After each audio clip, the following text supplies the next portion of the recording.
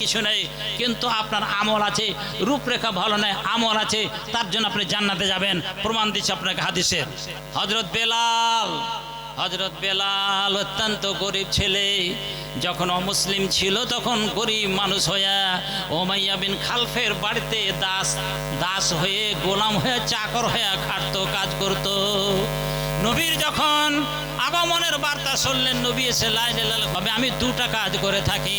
আপনি আমাকে মুয়াজ্জিন করেছেন, আজান দেওয়া বিনা উজুতে জায়েজ আছে বটে, কিন্তু উজু করে আজান দিলে তার ফজিলত কত ভালো করে শুনে নিন ভাইরা মায়ের আমার। আল্লাহ নবীকে বলছেন, হযরতে বেলাল আমাকে আপনি মুয়াজ্জিন করেছেন, আজানে যখন টাইম হয়, মাত আজান তো ইল্লা তাওয়াজ্জাত, যখন আজানের সময় হয় আমি উজু করে আজান দিই। আর উজু যদি থাকে তো উজুর অবস্থাতে আজান দিই, আর আমি সব সময় উজুর অবস্থায় থাকি। যখন আমার উজু ভেঙে যায় সাথে সাথে উজু করে নিই। উজু ভাঙার যে কারণগুলি হয়, বাইসরলে উজু ভেঙে যায়, পায়খানা পেচ্ছাপ করলে উজু ভেঙে যায়, উটের মাংস খেলে উজু ভেঙে যায়, বাকি আর কোন কারণ উজু ভাঙে না। অনিবার্য কারণবশত যদি আপনার কাপড় খুলে যায় উজু কিন্তু ভাঙবে না। আমাদের মা বোনেদের ধারণা আছে যে মাথার কাপড় যদি পড়ে যায় তো উজু ভেঙে যায়, ছুটে যায় উজু করে, না, মাথার কাপড় উদাম হলে উজু ভাঙে না। আমাদের পুরুষদের ধারণা আছে হাঁটুর যদি উদাম হয়ে যায় উজু ভেঙে যায়, হবে না, উজু ভাঙবে না, বলেন। হাঁটু থেকে ঢাকা পর্যন্ত যদিও পর্দা আছে পুরুষদের, কিন্তু কোনো কারণে যদি হাঁটুটা উদাম হয়ে যায় উজু ভাঙে না। আপনি গোসলখানাতে কাপড় খুলে দিয়ে গোসল করেন, উজু ভাঙে না, বুঝলেন। উজু মাত্র ভাঙে কিসে? চারটা কারণে। কটা বললাম? কটা? চারটা। একটা হলো পেচ্ছাপ পায়খানা করলে, বুঝলেন। আর যদি আপনার গোপনাঙ্গে স্পর্শ ডাইরেক্ট হয়ে যায়, গোপনাঙ্গে ছুঁয়েলেন আপনি, তাহলে উটের মাংস খেলে। কটা হলো? তিনটা। আর ঘুমিয়ে গেলে তো বলছি, ঘুমিয়ে গেলে, কিন্তু ঘুমটাও যে ভাঙার কারণ নয়, আসল ঘুমটাও যে ভাঙার কারণ নয়। যেহেতু আপনি ঘুমিয়ে যান, যখন রসুল বলছেন হাদিসে, ইস্তার খাত মাফাসিলহু, ওর রগ রেশা সব ঢিল পড়ে যায়, আর ঘুমের ঘরে ওর চেতনা লোপ পেয়ে যায়, অনুভূতি থাকে না, ঘুমের ঘরে বুঝতে পারে না, ওই অবস্থা ওর বেসুরা যেতে পারে, ঠিক না, কিংবা আর গোপনাঙ্গে হাত চলে যেতে পারে, কিংবা বন্দুকের গুলি ছুড়ে যেতে পারে। এই কারণে ওকে ঘুম থেকে উঠে উজু করে নিতে হয়, ঠিক না। এই সব কারণ ছাড়া উজু ভাঙে না। তো যে ধারণা আছে, জি জি, রক্তস্রাব, কোন রক্তস্রাব? মায়েদের রক্তস্রাব, রক্তস্রাব তো হুজ ভাঙবে, তো গোসল হবে, গোসল করতে হবে।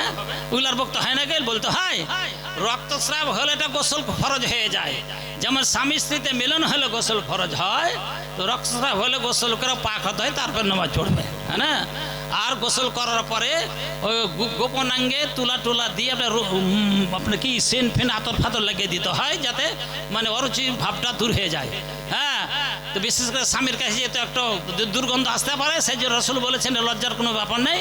হ্যাঁ, রসুল বলেছেন যেহেতু আতর ফাতর তুলা দিয়ে লাগিয়ে দিও ওখানে, যেন তোমার স্বামীর কাছে যে স্বামীর যেন একটা অরুচি ভাবনা আসে। আর যাই হোক, আর বলছেন কথা হচ্ছে যে উজু ভাঙে চারটা কারণে। তো হযরত বেলাল বলছেন, আমার যখন উজু ভেঙে যায় সাথে সাথে উজু করে নি, রাআইতু আন্না লিল্লাহি আলাইয়া রাকাতাইনি, আর যখন উজু করি তাহিয়াতুল উজু স্বরূপ আমি 2 রাকাত নামাজ পড়িনি প্রতি উজুর সময়ই। আর আরেকটা riwayate আছে, মা কুদরা লিয়ান উসাল্লিয়া, আল্লাহ আমাকে 4 রাকাত নামাজ পড়ার তৌফিক দান করেন, 3 রাকাত পড়ি, 2 রাকাত হোক, 4 রাকাত হোক, 6 রাকাত হোক, নফল নামাজ 2 রাকাতের যত পড়তে পারেন। আল্লাহ রাসূল বলছেন, বেলাল তুমি যেহেতু উজু করে আজান দাও, আর যেহেতু উজুর উপর নামাজ পড়ে নাও, বেহেমা এই দুটি কামলের কারণে আল্লাহ তোমাকে তোমার জীবদ্দশাতে জান্নাতের চিত্র তুলে ধরলেন আমার সামনে।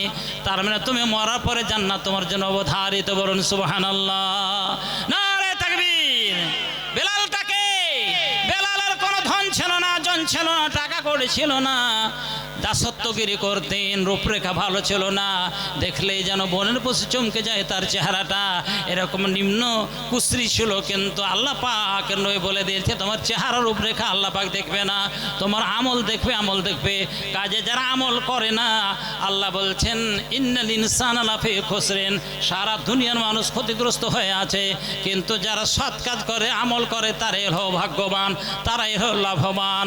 তার সাথে সাথে এক্সেপশনাল অ্যাক্সিডেন্টে আর একটা আল্লাহ তাআলা রাসূল বলছেন, আল্লাহ পাক বলছেন ওয়াতাসাবিল হাক্কি ওয়াতাসাবিস সাবরে।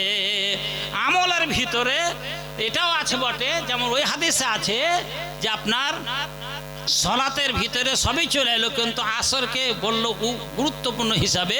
সেই জন্য এখানে আল্লাহ গুরুত্বপূর্ণ দুটো বিষয় বলছেন, ওয়াতাসাবিল হাক্কে ওয়াতাসাবিস সাবরে। মানুষকে ভালো কথা, ন্যায্য কথা, হক কথা বলে, ওসিয়ত করে এবং বিপদগ্রস্ত মানুষের পাশে দাঁড়ায়, তাকে গিয়ে ধৈর্য ধারণ করার উপদেশ দেয়। ধৈর্য ধারণ করো ভাই, জ্বর হয়েছে, বিপদ হয়েছে, সবুর করো, ধৈর্য ধরো, বিপদে হতাশ হয়ে বিলাপ করিতে নাই, সবর করো হে ভাই সরিয়াছে খোদারে, তাহার বিধানে রাজে সতত হয়ে থাকা যায়, অনুগ্রহ আছে তার বিপদের মাঝারে, বিষণ্ণ বদনে থেকো না বসিয়া, ধৈর্য ধরো ধরো, সবুর ফল বড়ই মধুর, কিছুদিন দের করো। এইবার ওকে নসিহত করে, ওকে সান্ত্বনা দেয়, বাজি হে ভাই রে, তুমি মুসরে পড়ে যেও না, ভেঙে পড়ো না, আল্লাহ তোমাকে বিপদ দিয়েছে, এর ভিতরে গুনাহ আছে, তহরুল্লাহ বাসা বলতে হবে। তোমার গুনাহ থেকে তুমি পাক হয়ে গেলে কোনো ক্ষতি হবে না, তোমার কোনো গুনাহ থাকবে না, এইগুলা থেকে সাহস দিতে হবে। এরকম যারা সাহস দেয়, যে কোনো মানুষ আপনার যে উচিত কথা বলে, সৎ আমল করে, আল্লাহ বলছেন স্বয়ং এই মানুষটা কিন্তু ক্ষতিগ্রস্ত নয়। তাই ভাইরা আমার, আমরা যদি মুক্তি পেতে যে পরকালে, এই জীবনটাই দুনিয়ার জীবনের কোনো মূল্য নেই। আল্লাহ নবী বলেছেন লাউ কানাত দুনিয়া তাআদুর ইনদাল্লাহি বা জানাহা বাউজাতিন মা সাকা মিনহা শুরবাতা মিনাল মায়ে কিংবা মিম্মায়েন। দুনিয়াটা যদি আল্লাহর কাছে একটা মাছের পর, মাছের ডানার সামান হতো সারা দুনিয়াটা, তাহলে বেদিন কাফের কালে এক ঢোক পানিও পান করার সুযোগ দিত না। কিন্তু আল্লাহর জগৎ পড়ে আছে, কোনো মূল্য নেই, যে কিছু করো তোমরা খাও, কিন্তু খাওয়ার পরে আমার যদি শুকরিয়া জ্ঞাপন না করো, হাসরের মাঠে তোমরাই বিপদে পড়বে, বিপদে পড়বে।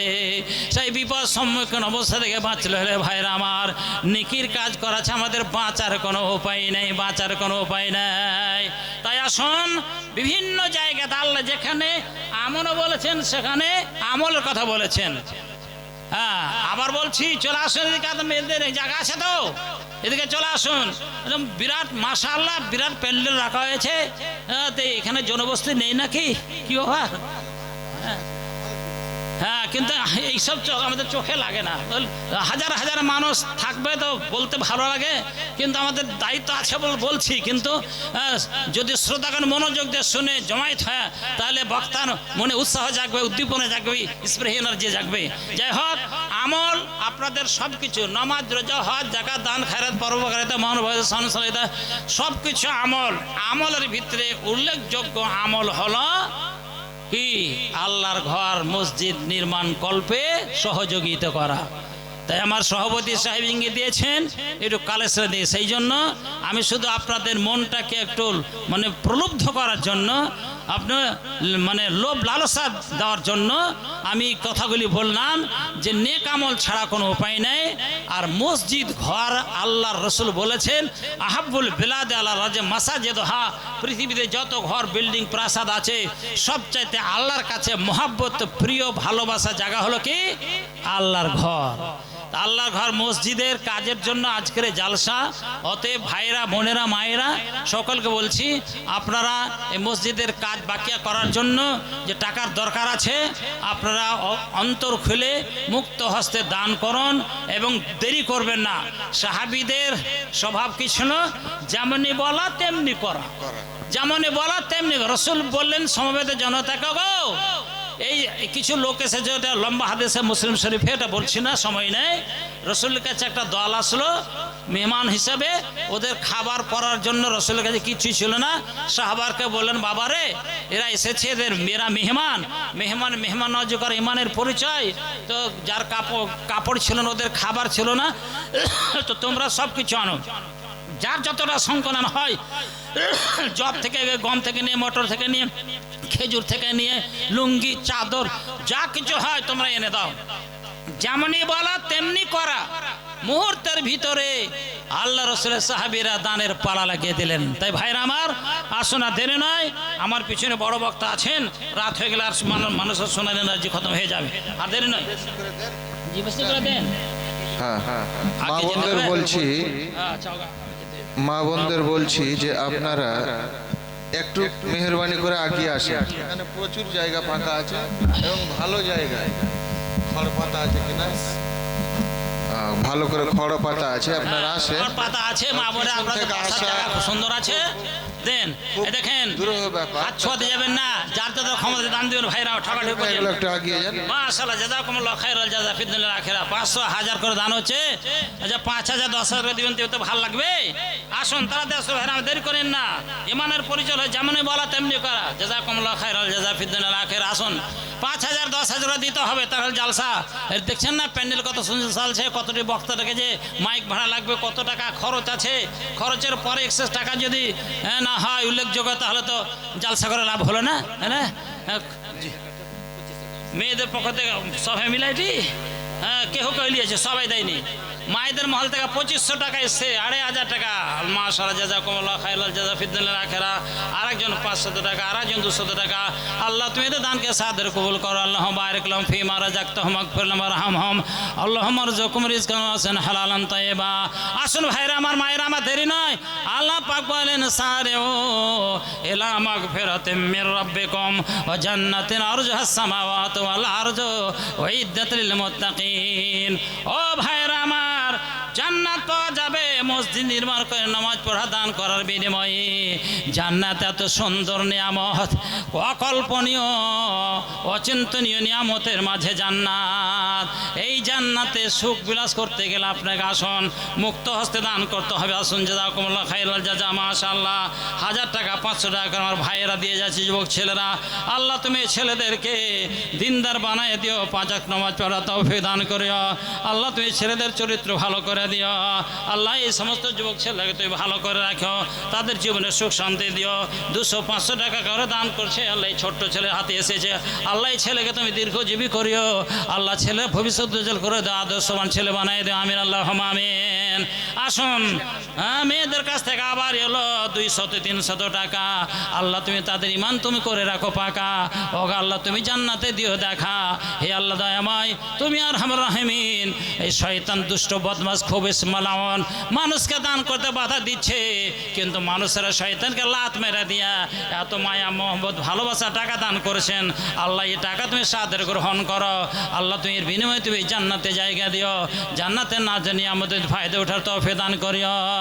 আল্লাহ বলেন, সারেও ইলা মাগফিরাতিম মির রাব্বিকুম ওয়া জান্নাতিন।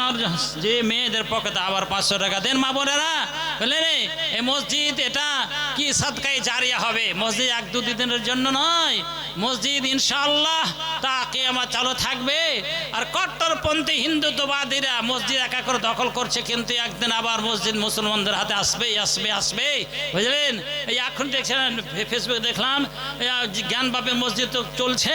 আমি আবার আমার পশ্চিম শান্তির জায়গায় যেখানে সম্প্রীতি বজায় রেখে চলছে, এখানে কট্টরপন্থীরা গাজলের আদিনের মসজিদে পূজা করতে আরম্ভ করেছে। হ্যাঁ, সরকার এখনো বসে আছে, কিছু করেনি। কি ওর দেখা যাক কি হচ্ছে। ইনশাআল্লাহ এর বিরূপ প্রতিক্রিয়া দাঁড়াবে। আসুন, যাই হোক, মসজিদ আপনারা দান করছেন, আল্লাহ নিয়তের মালিক। আপনাদের নিয়ত অনুপাতে আল্লাহ পাক অবশ্যই নেকি দান করবেন। আসুন, এই দান আল্লাহর কাছে সবচাইতে ক্ষমতাবান। যত ইবাদত আছে সবচাইতে ইবাদতের মধ্যে শক্তিশালীর ক্ষমতাবান হলো